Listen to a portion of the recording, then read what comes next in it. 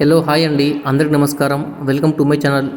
రైతులకు big shock, రైతు బంధుపై CM Revanth Reddy సంచలన నిర్ణయం అనే అప్డేట్ అయితే వచ్చింది. సో దాని గురించి చెప్పడానికే నేను ఈ వీడియో చేస్తున్నాను. వీడియో స్కిప్ చేయకుండా పూర్తిగా చూడండి, అప్పుడు నేను చెప్పబోయే సమాచారం మీకు బాగా అర్థమవుతుంది. రైతు బంధు నిధుల విషయంలో తెలంగాణ సర్కార్ సంచలన నిర్ణయం తీసుకుంది. ఇందుకు సంబంధించి జిల్లా కలెక్టర్లకు ఇప్పటికే ఉత్తర్వులు జారీ చేయగా రేపో మాపో లబ్ధిదారులకు నోటీసులు అందనున్నాయి. ఇంతకీ రాష్ట్ర ప్రభుత్వం తీసుకున్న నిర్ణయం ఏంటో తెలుసుకుందాం. గురువారం నాడు రాష్ట్ర సచివాలయంలో సీఎం రేవంత్ రెడ్డి అధ్యక్షతన ఉన్నత స్థాయి సమీక్షా సమావేశం నిర్వహించనున్నారు. ఈ సమావేశంలో నెల చివరి వారంలో జరగనున్న అసెంబ్లీ బడ్జెట్ సమావేశాలపై కీలక సమాలోచనలు చేయనున్నారు. బడ్జెట్ ప్రతిపాదనలపై సంబంధిత అధికారులతో సమీక్ష చేస్తారు సీఎం. రాష్ట్ర ఆదాయ వనరుల సమీకరణే లక్ష్యంగా సీఎం రేవంత్ కసరత్తు చేస్తున్నారు. వాణిజ్య పన్నులు, ఎక్సైజ్, రవాణా, రిజిస్ట్రేషన్ శాఖల ముఖ్య కార్యదర్శులతో సమీక్షలు చేయనున్నారు.